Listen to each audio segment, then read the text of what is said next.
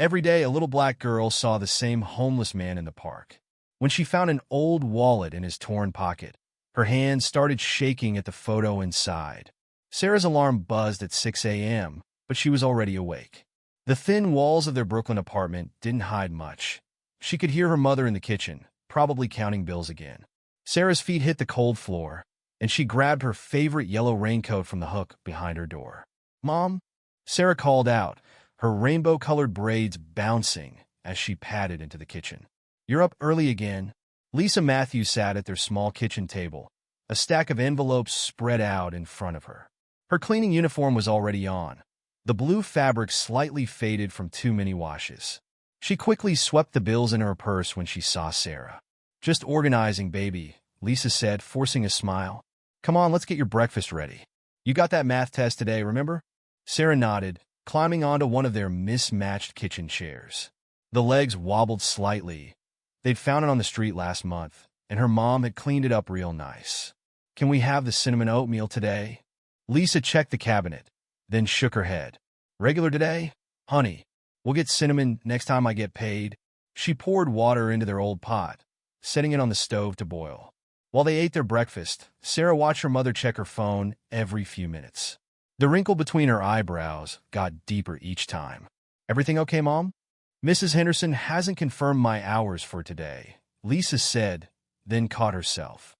"But don't you worry about that. Tell me about this math test. You studied hard?" "Yeah, all my multiplication tables up to 12. Sarah stirred her oatmeal.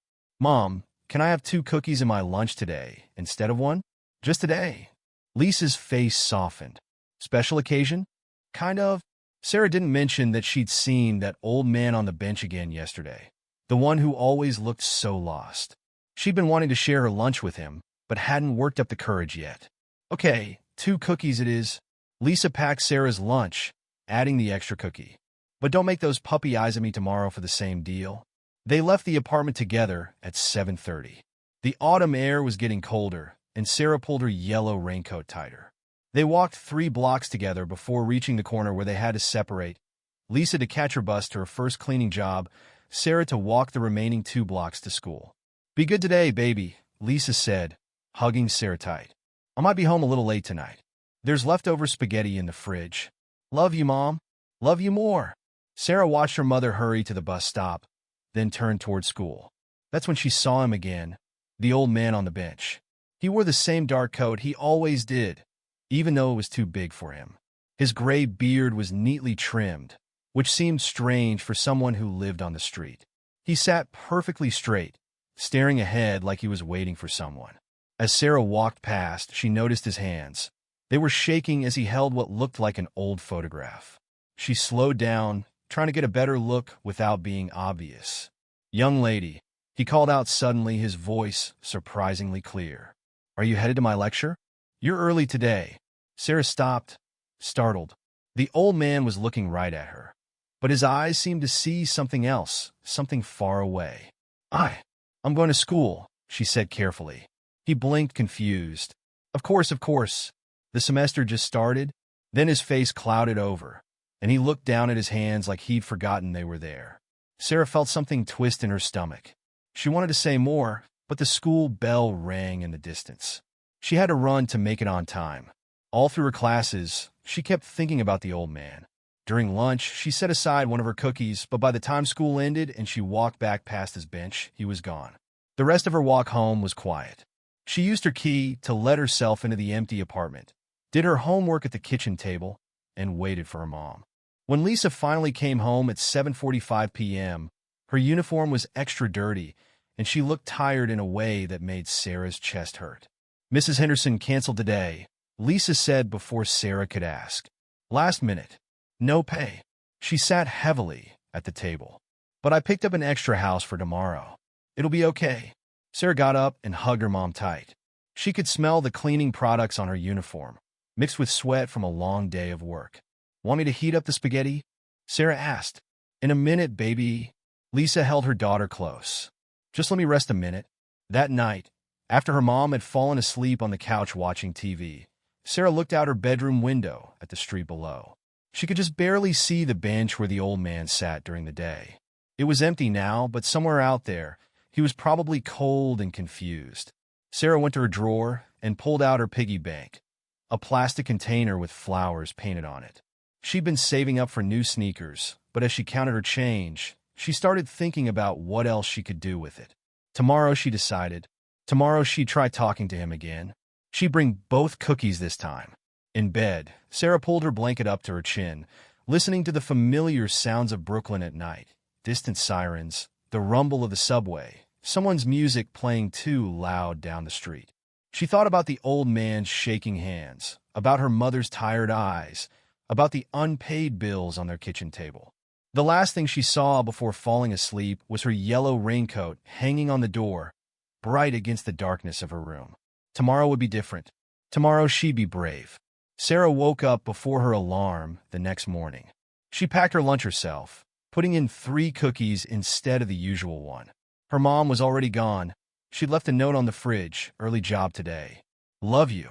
Remember your jacket? The morning air bit at her cheeks as she walked to school. Her heart beat faster when she saw the old man already on his bench. Today he wore a gray sweater under his big coat. It had holes in the elbows. Sarah stopped a few feet away from him. Good morning, sir. He looked up slowly, his eyes taking a moment to focus. Ah, good morning. Are you here for office hours? No, sir, I brought cookies. She held out 2 of them, wrapped in a paper napkin. Would you like some? The old man stared at the cookies, then at Sarah, then back at the cookies. His hands trembled as he reached for them. That's very kind. Just like Margaret, always bringing cookies to class. Who's Margaret? My wife. He smiled, then his face fell. She's not here anymore. I think. Sometimes I'm not sure. Sarah sat on the far end of the bench, keeping some distance. My name's Sarah. Professor Thompson, he said automatically, then frowned. At least I was. Now I'm not sure what I am now. He took a small bite of one cookie, chewing carefully. His shoes had holes in them, Sarah noticed. The soles were coming loose.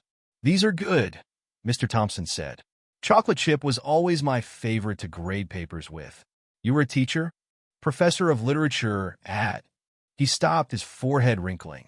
I can't remember, but I taught Shakespearean tragedy for 30 years. Tomorrow, and tomorrow, and tomorrow creeps in this petty pace from day to day. A woman walking past gave them a suspicious look. She pulled her purse closer and hurried by. Do you want to hear about Macbeth? Mr. Thompson asked, suddenly animated. It's a fascinating study in ambition and guilt. In today's lecture, we'll be discussing the role of fate versus free will. He started speaking rapidly about medieval Scottish kings. His words were clear and educated, like someone used to standing in front of a classroom, but they didn't match the reality of his torn clothes and dirty hands. Sarah checked her watch. I have to go to school now, Mr. Thompson, but I'll come back later. Okay. He didn't seem to hear her, lost in his lecture about Shakespeare. Sarah placed the last cookie next to him and hurried to school. During lunch, her friend Jasmine noticed her empty lunch bag. Where's your food? I shared it, Sarah said. With the crazy man? Jasmine made a face. My mom says we shouldn't talk to him. She says he could be dangerous. He's not crazy, Sarah said. He's sick, and he was a professor. Yeah, right? And I'm the Queen of England. Jasmine rolled her eyes. Seriously, Sarah, stay away from him. He smells weird and talks to himself. After school, Sarah went to the library instead of going straight home. She found a computer and typed, Old People Forgetting Things Disease. The search brought up several articles about Alzheimer's disease. She read about how it made people forget things, get confused about where they were, and sometimes not recognize their own family. The librarian had to remind her it was closing time. Outside, it was already getting dark. Mr. Thompson wasn't on his bench. Sarah saw him the next morning and the morning after that. Each day, she brought extra food, a cookie, half her sandwich, an apple. Sometimes he knew her name, calling out Sarah as she approached. Other times, he thought she was a student or his wife or someone named Emily. One particularly cold morning, Sarah found him shivering on the bench. Mr. Thompson, where did you sleep last night? He looked at her, his eyes clearer than usual. I have a house. I'm sure I do. With blue shutters in Margaret's rose garden. But I can't. I can't remember where it is. Maybe we could call someone? Your family? His face darkened. I don't. There might be. No, I can't remember. His hand started shaking worse than usual. A man in a store uniform came out of the corner shop. Hey, I told you yesterday, no loitering. You're scaring away customers. Mr. Thompson stood up quickly, almost falling. I apologize. I was just preparing for my next lecture. Yeah, just move along. The store owner watched until Mr. Thompson shuffled away, his overly large coat flapping in the wind. Sarah felt her face get hot. He wasn't bothering anyone. The store owner looked at her. Listen, kid, this isn't a homeless shelter. Go to school. In class, Sarah couldn't focus. She kept thinking about Mr. Thompson walking somewhere in the cold. During lunch, she sat alone, ignoring Jasmine and the other girls whispering and looking at her. That afternoon, she saw a police car parked near the bench. 2 officers were talking to Mr. Thompson. Sir, we've had complaints, one officer said. You can't sleep here. Sleep here? No, I have office hours. My students need help with their essays. Sir, this is a public bench. There's a shelter on 44th Street I have a house. Mr. Thompson stood up, agitated. With blue shutters. I need to find it. Sarah watched from behind a tree as the officers eventually left, after making Mr. Thompson promise not to sleep on the bench. Her throat felt tight. At home that evening, she tried to talk to her mom about it. Mom, there's this man who needs help. Sarah, Lisa interrupted gently. Baby, I know you want to help everyone, but we're barely keeping our own heads above water right now. She showed Sarah an overdue electric bill. We got another warning today, but he's going to freeze when winter comes. There are shelters, baby, and social services. We can't save everyone. That night, Sarah lay awake listening to the wind rattling her window. The temperature was dropping. She got up and looked out at the empty bench, remembering how Mr. Thompson's hands shook when he held the cookies. Something small and light fell out of his coat pocket today. Sarah had picked it up when he wasn't looking, an old leather wallet, cracked and worn. She hadn't opened it yet. It felt wrong, like reading someone's diary. But if it could help him, Sarah got out of bed and took the wallet from her jacket pocket. Inside, behind a plastic window clouded with age, was a photograph of a younger Mr. Thompson. He stood in front of a university building, wearing a suit and tie, his arm around a woman with kind eyes and gray hair. On the back, written in neat handwriting, James and Margaret Thompson, Fall 1998, NYU English Department. Sarah's hands started shaking, just like Mr. Thompson's. The first real cold snap hit Brooklyn on a Tuesday morning. Sarah could see her breath in the air as she walked to school, the wallet heavy in her coat pocket. She'd been carrying it for 3 days now, trying to decide what to do with it. Mr. Thompson's cough started that same morning. Sarah heard it before she saw him, a deep, wet sound that made her walk faster. Mr. Thompson? She found him hunched over on his bench, his shoulders shaking with each cough. Are you okay? He looked up at her with red-rimmed eyes. Emily? No. Sarah? His voice was hoarse. I think I might have caught a cold. You need to see a doctor. No. I have to finish grading these papers. He patted the empty space next to him on the bench. There were no papers there. Sarah pulled out her phone, the old one her mom had given her for emergencies only. She Googled Help Homeless People New York and found a number for social services. A tired-sounding woman answered on the 4th ring. Department of Homeless Services, how can I help you? There's a sick man who needs help, Sarah said, her words coming out in a rush. He has Alzheimer's and he's sleeping outside, and now he's really sick. Slow down, honey. Where is this person? Sarah gave them the intersection. The woman asked more questions. How long had he been there? Did he seem violent? Was he willing to accept help? I don't know, Sarah admitted. Sometimes he gets confused and scared. We'll send someone to check on him. It might take a few hours. Sarah was late for school, but she couldn't leave Mr. Thompson alone. She sat on the bench with him, sharing her scarf when she saw him shiver. The social workers arrived just before noon, 2 women in heavy coats with clipboards. Mr. Thompson? One of them approached slowly. I'm Karen from Social Services. We'd like to help you. Mr. Thompson straightened up, suddenly looking more like the professor in the wallet photo. I don't need any help. I have a class to teach. Sir, you're not at the university anymore. You've been sleeping outside, and you're sick. We can take you somewhere warm. No. He stood up so quickly that both women stepped back. I will not be institutionalized. I know what you're trying to do. Sir, please. I have tenure. You can't force me out. He started coughing again, harder this time. Margaret will be home soon. She'll explain everything. The social workers tried for 20 more minutes, but Mr. Thompson became more agitated with each attempt. Finally, they gave Sarah another card. Call us if he gets worse, Karen said quietly, or if he seems more willing to accept help. We can't force him to come with us unless he's a danger to himself or others.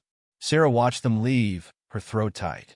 Mr. Thompson had slumped back onto the bench, muttering about office hours and faculty meetings. That evening, Sarah's mother caught her taking her warm, knit scarf out of their coat closet. Where are you going with that? It's almost dark. Sarah clutched the scarf. Someone needs it more than me. Lisa took the scarf gently from Sarah's hands.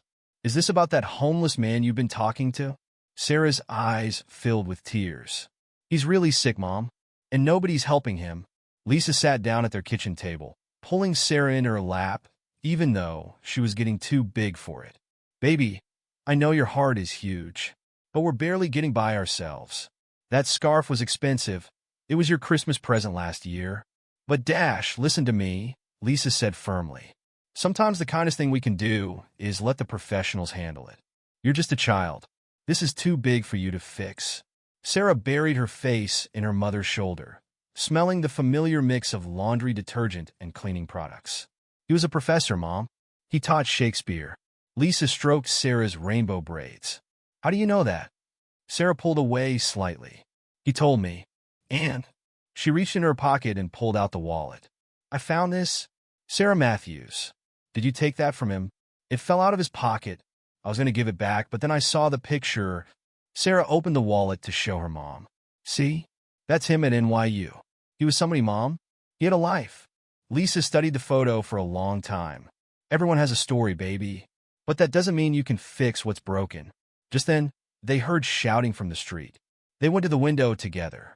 Mr. Thompson was having what Sarah now recognized as one of his bad moments. He was yelling at a police officer, something about tenure and academic freedom. He gets like this sometimes, Sarah whispered. But other times he's really clear.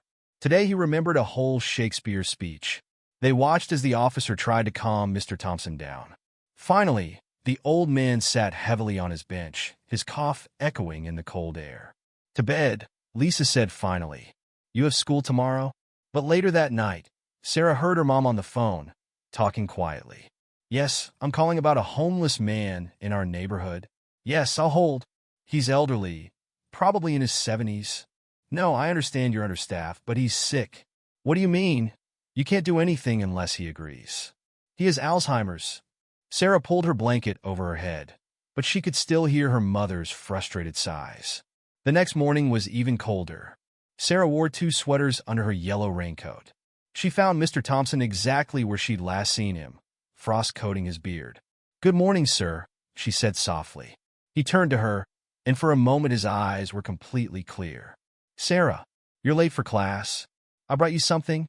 She pulled out the wallet with shaking hands. I think this is yours. Mr. Thompson took the wallet, his own hands trembling worse than usual. He opened it slowly, and when he saw the photo, his whole body went still. Margaret, he whispered. Then his face crumpled. She's gone. I remember now. She's gone. And I can't remember where I'm supposed to be. Maybe I can help you find No. He stood up, suddenly angry again. You're just like the others, trying to lock me away. I won't go back to that place. I won't. He started walking away, still clutching the wallet, his cough echoing off the buildings. Sarah watched him disappear around the corner, her heart pounding.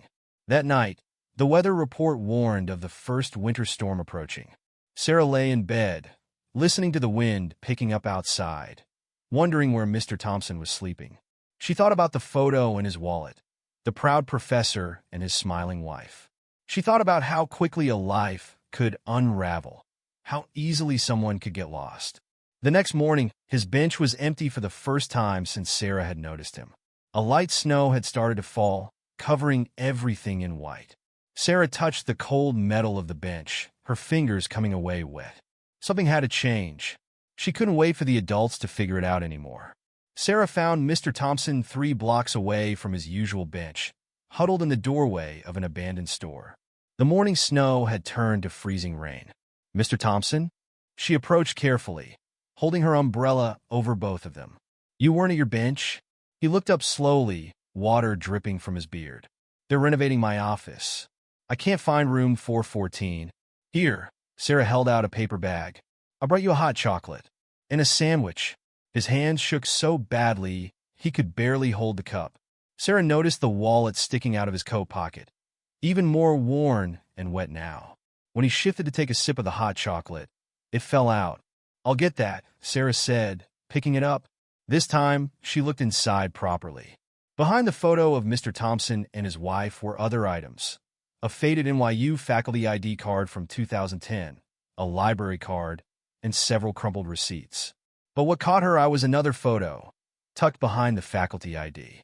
A younger Mr. Thompson stood next to a teenage boy in a graduation gown. They had the same eyes. Written on the back in shaky handwriting: "David's high school graduation, 2005. Mr. Thompson, who's David?"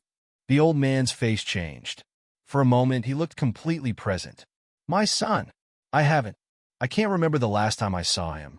His eyes filled with tears. "I think we fought about something. Or maybe that's wrong too." Before Sarah could ask more questions, someone yelled from across the street, "Hey, get away from that kid." A woman was rushing toward them, phone in hand. "I'm calling the police. Leave her alone." "No, wait." Sarah tried to explain. "He's not Dash," but Mr. Thompson was already backing away, fear in his eyes. I'm not. I need to find my office." He disappeared down the street, leaving the hot chocolate spilling onto the wet sidewalk. "Are you okay?" The woman grabbed Sarah's arm. "Did he hurt you?" "He's not dangerous." Sarah pulled away. "He's sick and he needs help." She ran toward school, angry tears mixing with the rain on her face. In her hand, she still clutched Mr. Thompson's wallet. At lunch, Jasmine and their other friends sat at a different table. "Nobody wants to sit with the crazy man's friend," a boy called Marcus sneered as he walked past. "Better be careful or you'll catch what he has." Sarah opened the wallet again, studying the photo of David. He looked about 17 in the picture, with his father's gentle eyes and a bright smile. Somewhere out there, that boy was now a man. Did he know his father was sleeping in doorways? Her phone buzzed, a text from her mom. "Mrs. Peterson canceled today's cleaning. Coming home early. Need to talk." Sarah's stomach tightened. They couldn't afford any more canceled jobs. After school, she went to the library again. This time, she wasn't looking up Alzheimer's. She was searching for David Thompson, New York. The librarian found her an hour later, surrounded by printouts from the public records database. "Looking for someone?" The librarian, Ms. Martinez, adjusted her glasses. Sarah nodded. "My friend's son, but I don't know where he lives now." Ms. Martinez sat down next to her. "Tell me more. Maybe I can help." Sarah told her about Mr. Thompson, showing her the wallet photos. Ms. Martinez's face softened. "I remember Professor Thompson," she said quietly. "He used to bring his literature classes here for research projects. Brilliant man. His wife Margaret volunteered here after she retired. Do you know what happened to them?" Ms. Martinez shook her head. "Margaret died about 5 years ago. Cancer, I think. After that, well, people said the professor started forgetting things. Coming to campus on his days off, getting lost in buildings he'd worked in for decades." She looked at the photos again. "I didn't know he had a son. Can you help me find him? Public records can be tricky, especially if he's moved away." "But," Ms. Martinez typed something into her computer. "There's a David Thompson who graduated from NYU in 2009. His father was listed as a faculty member. Let me see what else I can find." Sarah's phone buzzed again. "Where are you?" "Come home now." "I have to go," Sarah said reluctantly. "But can I come back tomorrow?" "Of course." "And Sarah," Ms. Martinez handed her a printout. "This might help. It's an article about Professor Thompson's retirement ceremony in 2012. His son is mentioned." At home, Sarah found her mother sitting at the kitchen table, looking more tired than usual. "3 cancellations this week," Lisa said before Sarah could speak. "And Mrs. Henderson, she's letting me go. Says she's hiring a cleaning service instead." Sarah sat down heavily. What are we going to do? We'll figure it out. We always do. Lisa rubbed her eyes. But baby, this thing with a homeless man, it has to stop. Mrs. Reeves from the corner store called me today. Said you were hanging around him this morning. His name is Mr. Thompson, and he has a son named David and dash Sarah. Enough. Lisa's voice was sharp. I know you want to help, but we can barely help ourselves right now. I need you to focus on school and stay safe. Promise me you'll stay away from him. Sarah felt the wallet in her pocket, heavy with its secrets. I promise, she whispered, crossing her fingers under the table. That night, she read the article Ms. Martinez had given her. There was a quote from David Thompson. My father dedicated his life to teaching others about the power of literature. He showed me that stories can change lives. Outside, the temperature dropped below freezing. Sarah heard sirens in the distance and wondered if somewhere Mr. Thompson was trying to find his way home, clutching memories he couldn't quite hold on to. She took out her notebook and wrote at the top, Operation Find David. Then she made a list of everything she knew. David Thompson graduated NYU, 2009 last seen. At father's retirement, 2012 mother died. 2019 father started showing symptoms. After that, a medical emergency vehicle's siren wailed closer, then stopped nearby. Sarah ran to her window. In the flashing red lights, she saw paramedics helping someone onto a stretcher. Her heart stopped when she recognized the large coat. Mom, she screamed. Mom, come quick.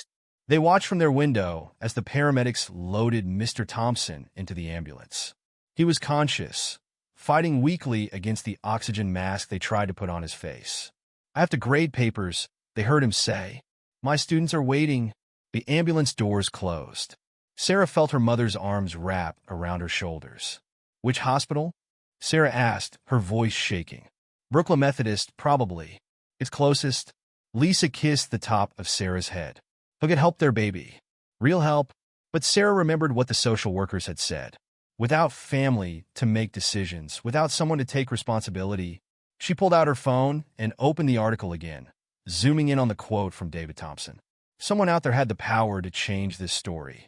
She just had to find him first. Sarah stood in front of her piggy bank the next morning, counting coins onto her bed. $7.32. Not much, but it was something. She stuffed the money into her pocket and headed out early before her mom woke up. The corner store was just opening when she got there.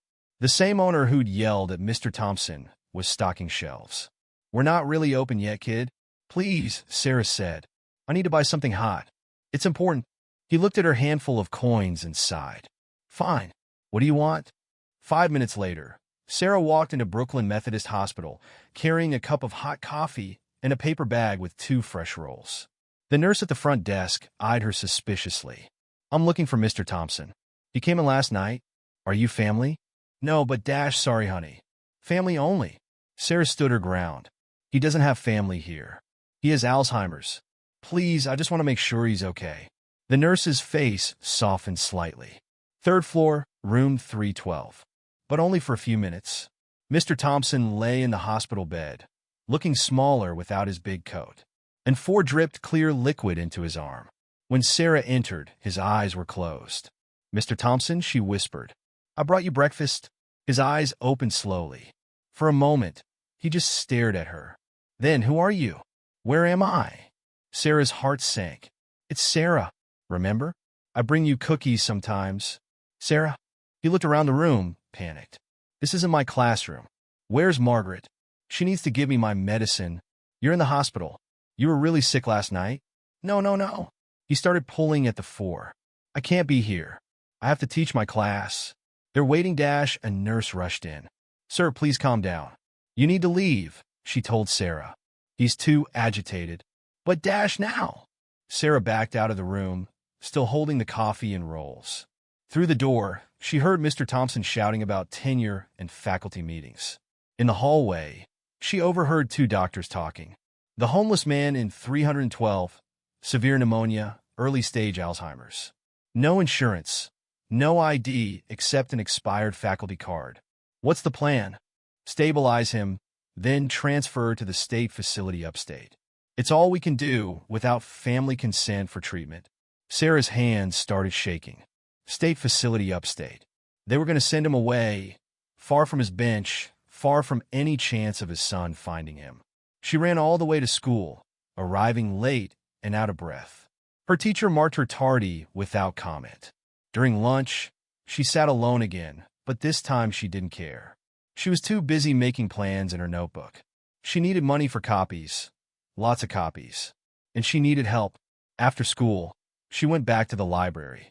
Ms. Martinez was at her desk. "I need to make flyers," Sarah said without preamble. "About Mr. Thompson, before they send him away." Ms. Martinez looked up from her computer. "What do you mean?" Sarah told her about the hospital, about the doctor's conversation. "If we can find his son before they transfer him." "Sarah," Ms. Martinez said gently, "even if we find David Thompson, he might not want to be found. Sometimes adult children have complicated reasons for staying away, but he has to know. He has to at least have the choice." A boy from Sarah's class walked by, coughing dramatically. "Watch out. She'll make you catch crazy too." Sarah ignored him. "Please, Ms. Martinez, help me make the flyers. I have $7.18 left." The librarian studied her for a long moment. Then she opened her desk drawer and pulled out a stack of bright yellow paper. "The library has a monthly printing allowance we never use up. How many copies do you need?" They worked together for an hour, creating a simple flyer with Mr. Thompson's faculty photo and information about his current situation. Sarah carefully wrote out her mom's phone number at the bottom. "Your mother knows about this?" Sarah bit her lip. "She will." That evening, when Lisa got home from her remaining cleaning job, she found Sarah surrounded by yellow flyers on their kitchen table. "Sarah Matthews, what is this?" "Mom, please don't be mad. But Mr. Thompson is in the hospital, and they're going to send him away if we don't find his son. And I know we don't have much money, but I used my piggy bank and dash. Slow down." Lisa picked up one of the flyers. "You used our phone number?" "I'm sorry, but Ms. Martinez helped me make them, and she said it was okay." And dash, the phone rang, making them both jump. Lisa answered it. "Hello? Yes, this is about James Thompson. No, I'm not family, but..." "Yes, I understand, but if you could just wait a few days before transferring him." "Hello?" She put the phone down. "That was the hospital. They're processing his transfer papers now." Sarah felt tears coming. "We have to stop them. Baby, we can't dash. Yes, we can." Sarah grabbed her coat. "Help me put these up. Please, Mom. Please help me try." Lisa looked at her daughter. Really looked at her. Sarah's rainbow braids were messy from running around all day, and her eyes were red from holding back tears, but her chin was set in a determined line. "1 hour," Lisa said finally. "We could put them up for 1 hour. Then you have to accept that we've done all we can." They walked through the neighborhood together, taping flyers to lampposts and shop windows. Some people stopped to read them. Others walked past without a glance. The temperature dropped as night fell. Sarah's fingers were numb from the cold, but she kept going until they ran out of flyers. Back at home, Lisa made hot chocolate. They sat at the kitchen table, not talking, just waiting for a phone that didn't ring. "Time for bed," Lisa said eventually. "You have school tomorrow." Sarah lay in bed, listening to the wind rattling her window. She thought about Mr. Thompson in his hospital bed, confused and alone. She thought about his son David, who might not even know his father was lost. The storm they'd been predicting finally hit around midnight. Rain turned to sleet, hammering against the windows.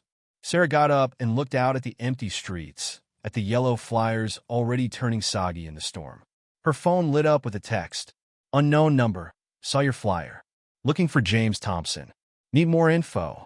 Sarah's hands shook as she typed back. "Who is this?" 3 dots appeared, disappeared, appeared again.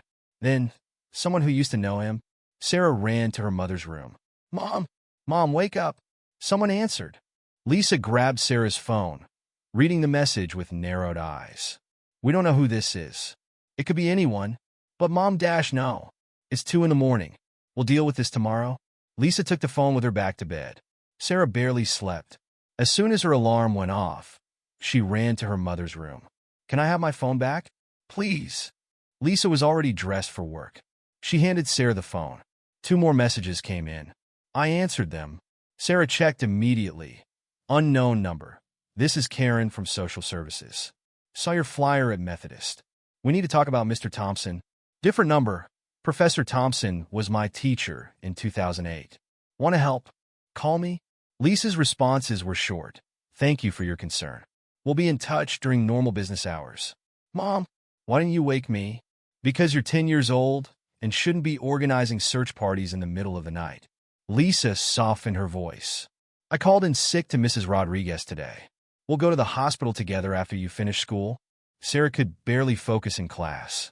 During lunch, she used her phone to create a social media post about Mr. Thompson. She was too young for most platforms, but she found some local Brooklyn community groups that accepted her request. By afternoon, her post had been shared 50 times.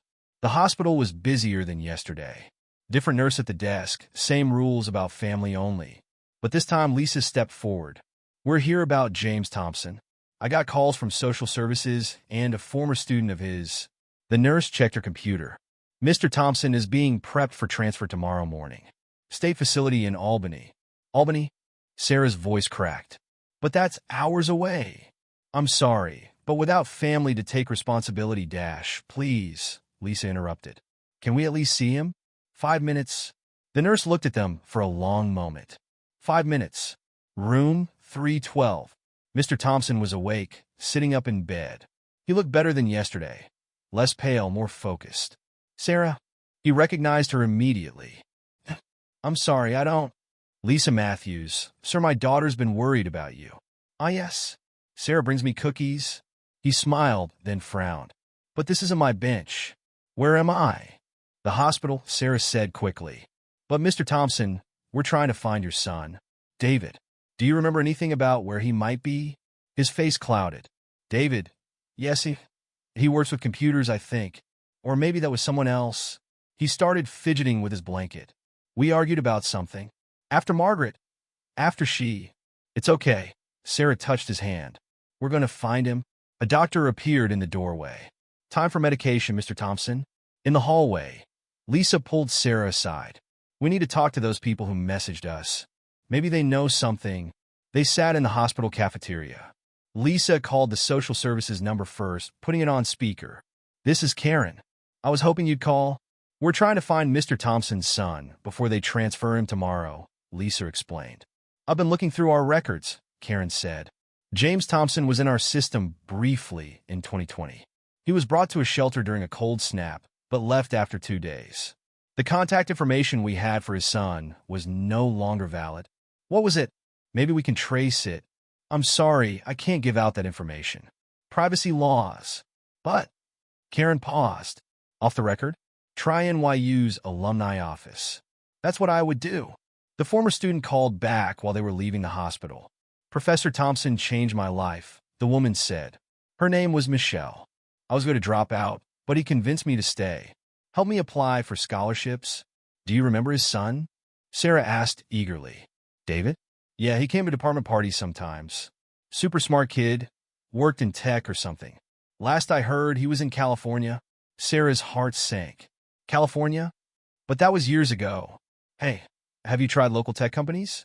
David was always into computers, even in high school. Professor used to brag about him working on some big project. They thanked Michelle and hung up. Outside, the temperature was dropping again. Sarah could see her breath in the air. What now? She asked. Lisa checked her watch. Now you go home and do your homework. I'll make some calls. But when they got back to their apartment, Sarah couldn't focus on math problems. She kept checking her phone, watching more people share her post, add comments. He taught my Shakespeare class in 2007. Brilliant professor. So sad. Hope you find his son. My aunt had Alzheimer's. Prayers for the family. None of the comments helped find David. Around dinner time, someone knocked on their door. It was Ms. Martinez from the library, holding a stack of papers. I did some research, she said, sitting at their kitchen table. David Thompson graduated from Stuyvesant High School in 2005, then NYU in 2009. Computer science degree. He worked for a few tech startups in Manhattan. But the trail goes cold around 2015. He either changed jobs or moved away. But look at this. She pointed to an old newspaper article. In 2012, he was quoted in a piece about a new software company. Said he was inspired by his father's teaching to build tools that help people tell their stories. Sarah read the quote over and over. Her phone buzzed. Another comment on her post. Is this about Professor Thompson from the English department? I think my company worked with his son's startup a few years ago. Sarah's hands shook as she replied. Please call this number. Any information helps. The phone rang 2 minutes later. Lisa answered, putting it on speaker again. Yeah, hi, a man's voice said. I saw that post about Professor Thompson. I used to work with David at Tech Story. It was his company, did educational software or something. They got bought out by Google in 2018. Sarah grabbed a pen, writing frantically. David moved to Seattle after the buyout. The man continued. Lost touch after that. But he was a good guy. Always talked about his dad. Lisa thanked him and hung up. They all sat in silence for a moment. Seattle, Sarah whispered. He's in Seattle. We'll never reach him in time, Lisa said. The transfer is tomorrow morning. Sarah stood up suddenly. Yes, we will. Because we're not going to stop trying. She grabbed the leftover flyers in her phone. Mom, can you call the hospital again? Ask them to wait just one more day. Sarah Ms. Martinez, can you help me search for software companies in Seattle? The librarian was already pulling out her laptop. On it, and I'm going to post everywhere I can think of. Someone must know how to reach him. Lisa looked at her daughter, really looked at her. Sarah's rainbow braids were messy. Her eyes were tired, but her face showed the same determination she'd had since the day she first shared her cookies with a confused old man on a bench. Okay, Lisa said finally. One more day. Let's find David Thompson. The local news van arrived at 8 a.m. the next morning. Sarah watched from their apartment window as a reporter set up in front of Mr. Thompson's bench. Mom, she called. Channel 4 is here. Lisa rushed to the window, still in her bathrobe. How did they dash? I sent them the story last night. And Channel 7 and the Daily News and everyone else I could find. The reporter was interviewing the corner store owner now. Sarah could see him gesturing at the bench, probably complaining about how Mr. Thompson had been bad for business. Her phone buzzed. A text from Ms. Martinez. Turn on Channel 4. Now. Lisa grabbed the remote. The morning news was just starting. Our top story this morning. The anchor said, a 10-year-old Brooklyn girl's desperate search to help a homeless man with Alzheimer's before he's transferred to a state facility. Channel 4's Maria Santos is live at the scene. The cameras showed their street. I'm standing where former NYU professor James Thompson spent his days after falling victim to early-onset Alzheimer's disease. Local resident Sarah Matthews discovered Professor Thompson's identity and has been searching for his son before tomorrow's scheduled transfer to a state facility in Albany. They showed Sarah's flyer, then cut to an interview with Michelle, the former student. Professor Thompson taught me that every story matters, Michelle said, wiping tears. He changed my life, and now his story needs to be told. The phone started ringing. Lisa answered call after call while Sarah watched more news vans arrive. Yes, that's our number. No, we haven't found his son yet. Seattle, we think he's in Seattle. Sarah's social media post had thousands of shares now. Comments poured in. I worked with David at Google. My sister lives in Seattle, sharing there now. This story is breaking my heart. Someone must know him. A crowd was gathering outside their building. Sarah recognized some of her teachers, neighbors, even kids from school who used to make fun of her. At 10 a.m., the hospital called. We've seen the news, the administrator said. Given the public interest, we can delay the transfer 48 hours. But without family consent for treatment, our hands are tied after that. At noon, Mr. Thompson had what the nurses called a moment of clarity. Where am I? He asked when Sarah and Lisa visited. Brooklyn Methodist Hospital, Lisa said gently. You've been sick. Yes, I remember coming here. He looked around the room. But before that, I was living on a bench. How did that happen? Sarah held his hand. We're trying to find David, Mr. Thompson. Your son. Do you remember where he might be? David. Mr. Thompson's eyes filled with tears. After Margaret died, I started forgetting things. David wanted me to move to somewhere with him. But I was angry. Stubborn. Said I could manage on my own. He squeezed Sarah's hand. I was wrong. Do you remember where he wanted you to move? West. Somewhere west. His face clouded again. Is this office hours? I have papers to grade. The moment was gone. At 2 p.m., a tech reporter from Seattle picked up the story. She shared it with local Seattle news stations and tech community forums. David Thompson, former CEO of TechStory. If you're out there, your father needs you. Story trending nationwide. Hashtag Find David Thompson. By dinner time, the hashtag was everywhere. Sarah's phone buzzed constantly with messages from around the country, sharing in Portland tech community. My cousin works at Microsoft, asking around, don't give up, Sarah. Twitter, do your thing. Lisa ordered pizza, a rare treat. They ate while watching more news coverage. The story had gone national now. A father lost to Alzheimer's, a son lost to distance, and a little girl determined to bring them together. At 8 p.m., Ms. Martinez burst into their apartment without knocking. Look at this. She thrust her laptop at them. Comment on a Seattle Tech forum from an hour ago. The comment was simple. David Thompson here. Is this real? Is my father really alive?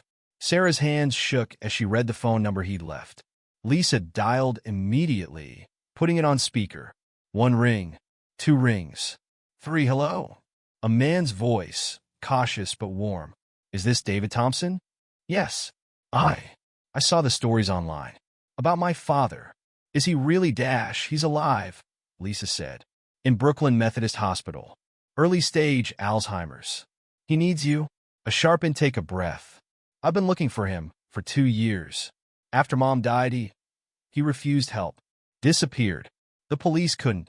I hired private investigators, but we found his faculty ID, Sarah blurted out, and pictures of you. In his wallet. Silence for a moment. Then, he kept those?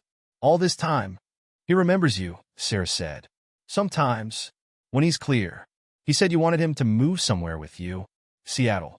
I wanted him to move to Seattle with me. David's voice cracked. I have a house here. Room for him. Access to good medical care. But he was so angry after Mom died. Said he didn't need help. One day, he just vanished. They're going to send him to a facility in Albany, Lisa explained. Unless family takes responsibility. I'm booking a flight now, David said. They could hear typing in the background. First plane out. Should land around midnight. Can you tell him I'm coming? We'll tell him, Sarah promised. As many times as he needs to hear it. After they hung up, Sarah ran to her window. The news vans were still there, lights bright in the darkness. People still stood around Mr. Thompson's bench, some holding candles now. Mom, she whispered. We did it. Lisa hugged her tight. You did it, baby. You didn't give up. Sarah's phone buzzed again. Another text from David. Just booked flight AA-189 landing JFK, 11:52 p.m. Can't thank you enough. Bringing photos. Maybe they'll help him remember. At the hospital, they found Mr. Thompson agitated, fighting with his 4 again. Need to prepare for class, he kept saying. Students waiting. Mr. Thompson, Sarah said firmly, taking his hand. David is coming. Your son is coming home? He stared at her blankly. David, she repeated. Remember? He wanted you to move to Seattle? Something flickered in his eyes. David, yes, he works with computers. That's right. And he's on his way here right now. Mr. Thompson smiled suddenly, a real smile, like in his old faculty photo. David's coming to my lecture? Even better, Sarah said, squeezing his hand. He's coming to take you home. The airport taxi pulled up at 12:30 a.m. Sarah watched from her window as a tall man stepped out, carrying a laptop bag and a folder thick with papers. He stood for a moment, staring at the empty bench under the streetlight. That's him, she whispered to her mom. That's David. Lisa was already putting on her coat. Come on. He'll need help finding the hospital entrance at this hour. They rushed downstairs. David Thompson turned as they approached. He had his father's eyes, just like in the old photo. Sarah? His voice cracked a little. And Ms. Matthews? Sarah nodded. Up close, she could see he'd been crying. Thank you, he said simply. I don't even know how to... He gestured helplessly at the bench. How long was he here? We noticed him about 2 months ago, Lisa said. But neighbors say he'd been around longer. David ran his hand over the worn wood of the bench. All this time, he was here all this time. He opened his folder and pulled out a stack of papers. Private investigators' reports. They searched everywhere, shelters, hospitals, other cities. Never thought to look? His voice broke. Never thought he'd be right here, on a bench in Brooklyn. He kept teaching, Sarah said quickly. Even on the bench, he'd quote Shakespeare and talk about grading papers. David smiled through tears. That sounds like him. After Mom died, the Alzheimer's got worse so fast. One day, he was lecturing at NYU. The next, he couldn't remember which bus to take home. He took a deep breath. I tried to convince him to move to Seattle with me. Had it all planned, a good neurologist, a memory care center for day activities. But he got so angry. Said I was trying to lock him away. Like he did with the social workers, Sarah remembered. The last time I saw him, he told me to leave him alone. Said he had tenure and didn't need anyone's help. David's hands shook as he put the papers back in his folder. A week later, he was gone. Left his phone, wallet, everything. Police said without signs of foul play, they couldn't do much. Said sometimes Alzheimer's patients just wander. A nurse met them at the hospital entrance. Mr. Thompson, your father's been asking for you.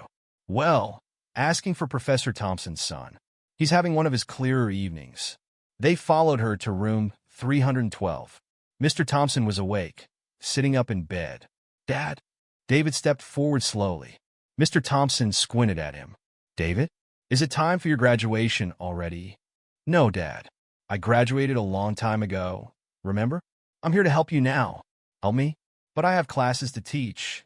David sat on the edge of the bed, taking out an old photo album. Look, Dad. Here we are at my high school graduation. And here's one from when I started at NYU. Mr. Thompson touched the photos gently. You were so proud to go to my university.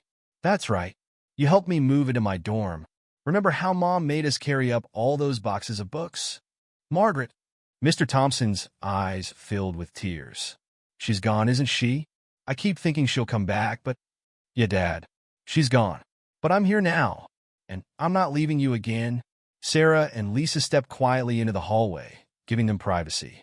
Through the door, they could hear David's voice, patient and gentle, showing more photos, telling stories about their past. The next morning, Sarah skipped school. Her mom didn't even argue. They met David in the hospital cafeteria while Mr. Thompson had his medical checks. The doctors say his pneumonia is responding to treatment, David said, stirring his untouched coffee. The Alzheimer's, that's tougher. But there are good medications now, treatments that can slow it down. You're still taking him to Seattle? Sarah asked. David nodded. As soon as he's stable enough to travel. I have a house there, plenty of room. Already found a neurologist who specializes in early-onset Alzheimer's. He pulled out his phone, showing them pictures of a bright, modern home with a garden. The guest room has a view of the mountains. And there's this great memory care center nearby. They do art therapy, music classes, even Shakespeare readings. He'll like that, Sarah said softly. Listen, David set down his coffee. I don't know how to thank you both. The hospital bills, the time you spent searching. He pulled out his checkbook. Lisa put up her hand. We don't need dash, please. Let me do this. He wrote a check and handed it to her. And there's something else. My company is expanding our East Coast operations. We need an office manager in our Brooklyn satellite office. Someone organized, good with people. The salary is significantly better than cleaning houses. Lisa's eyes widened.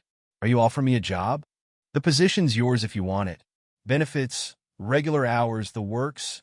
He smiled. Consider it a thank you for looking after my father when I couldn't. Sarah watched her mother's hand shake as she took David's business card. Later that day, Sarah's class surprised her. They'd made a huge card for Mr. Thompson, decorated with Shakespeare quotes they'd looked up. We were wrong to make fun of you, Marcus said, shuffling his feet. You were just trying to help someone. Her teacher asked her to give a presentation about Alzheimer's disease. Sarah stood in front of the class, explaining what she'd learned about memory and confusion and the importance of kindness.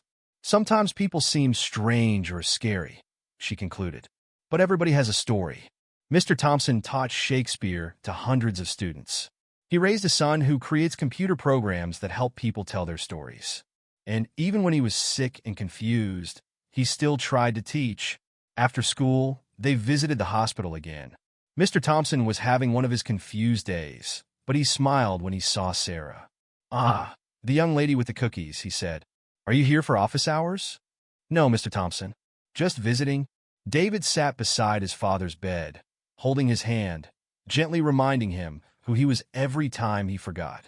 The doctor said they could start planning the transfer to Seattle in a few days. That evening, Sarah and her mom walked past the bench. Someone had placed flowers there and a small sign, Professor Thompson's classroom. "Mom?" Sarah asked. "Are you going to take the job?" Lisa squeezed her hand. "I think so, baby. Time for a new chapter, right?" Sarah touched one of her rainbow braids, the same ones that had bounced when she first noticed a confused old man quoting Shakespeare on a bench. "New chapters are good," she said, "as long as we remember the story that came before." 1 month later, Sarah sat on the familiar bench, but everything else had changed. The corner store had a new sign in its window, Professor's Corner, fresh coffee and cookies daily. Her mom wore business clothes now, heading to an office instead of houses to clean. And Mr. Thompson was coming home today. Not to the bench, but for a proper visit before moving to Seattle permanently. "Nervous?" Lisa asked, straightening Sarah's dress. They stood outside the care facility where Mr. Thompson had been staying while finishing his treatment. "A little," Sarah admitted. "What if he doesn't remember me?" David's car pulled up. He'd insisted on driving his father himself. The back door opened, and Mr. Thompson stepped out slowly, leaning on a cane. He wore a clean sweater and pressed slacks instead of his old coat. "Sarah." His voice was clear and strong. "My favorite student." She ran to hug him, careful not to knock him off balance. He smelled like soap and aftershave now, not like the streets. "The doctors say I'm having a good day," he said, tapping his temple. "Everything's clear right now. Might not last, but—" He smiled. "I remember you bringing me cookies." They walked slowly to his old bench. Someone had cleaned it up, added a fresh coat of paint. A small plaque read, "Every Story Matters, dedicated to Professor James Thompson." "Well," Mr. Thompson said, sitting down carefully. "This feels familiar." Sarah pulled out a paper bag. "I brought cookies." "From the corner store? On Mr. Chin's place?" Mr. Thompson took a cookie. He was always kinder than he wanted to admit. Even when he told me to move along, he'd leave coffee by the back door. David sat next to his father. "The new medication seems to be helping. More good days than bad lately. Still foggy sometimes," Mr. Thompson admitted. "But having David there, it helps me find my way back." He patted the bench. "This helped too, you know. Even when I was most confused, this bench felt like home. Like my classroom." A group of high school students walked by, then stopped. "Professor Thompson?" One girl stepped forward. "My sister took your Shakespeare class in 2010. She says you changed her life." Mr. Thompson's eyes lit up. "Ah, 2010. We did a wonderful production of Hamlet that year. Students performed scenes in modern settings. One group did the to be or not to be speech in a subway car. More people gathered as he spoke. Some were former students, others just neighbors who'd seen him on the bench. They formed a small crowd, listening as he quoted Shakespeare with perfect clarity. "And this, our life, exempt from public haunt, finds tongues in trees, books in the running brooks, sermons in stones, and good in everything." He smiled at Sarah. "As you like it. About finding beauty and lessons in unexpected places." Sarah's teacher, Ms. Johnson, pushed through the crowd. "Professor Thompson, would you consider speaking to my class?" Sarah's presentation about Alzheimer's sparked a whole project about memory and community. "I'd be honored," he said, "while I'm still clear enough to do it justice." David squeezed his father's shoulder. "Maybe we can arrange regular visits. The doctors say familiar places and routines can help." Mr. Thompson nodded. "I'd like that. Though Seattle will be home now." He turned to Sarah. "Which reminds me, I have something for you." From his jacket pocket, he pulled out a small, wrapped package. Inside was a leather-bound copy of Shakespeare's collected works. "My teaching copy," he explained. "All my notes in the margins." David found it in storage. He opened to the first page, where he'd written in slightly shaky handwriting, "To Sarah, who taught me that every story matters, even when the storyteller is lost. Thank you for helping me find my way home." Sarah hugged the book to her chest, unable to speak. "Dad," David said gently, "we should head back. Don't want to tire you out before the flight tomorrow." Mr. Thompson stood slowly, leaning on his cane. "Sarah, would you walk with me? One last time?" They walked the same route Sarah had taken to school all those months ago. Mr. Thompson pointed out places he remembered, sometimes clearly, sometimes through the fog of confusion. I was so lost, he said softly. After Margaret died, everything started slipping away. Names, faces, places, but somehow, even in my darkest confusion, I knew this street, knew this bench, knew that if I stayed here, someone would find me. I'm glad I did, Sarah said. You know what Shakespeare wrote about kindness? Mr. Thompson's voice took on his old professor's tone. The quality of mercy is not strained. It droppeth as the gentle rain from heaven upon the place beneath. They reached the corner where Sarah used to say goodbye to her mom each morning. Your mother starts her new job next week? Mr. Thompson asked. Sarah nodded. She's nervous but excited. David's company even helps pay for workers to take classes. She's thinking about getting her degree. Education opens doors. He smiled. Speaking of which, he pulled another envelope from his pocket. David set this up. A college fund for you. Non-negotiable, he says. But every good story needs a proper ending, Mr. Thompson said firmly. And maybe a sequel? They walked back to the bench where David and Lisa waited. A news van had arrived. They wanted one last interview before Mr. Thompson left for Seattle. How do you feel about your story going viral? The reporter asked Sarah. She thought for a moment. I learned that sometimes the biggest changes start with really small things, like sharing a cookie, or stopping to talk to someone everyone else ignores. And what would you tell other people who see someone in need? That everybody has a story, even if they can't remember it themselves. And sometimes, she looked at Mr. Thompson, who was showing David his favorite spot on the bench.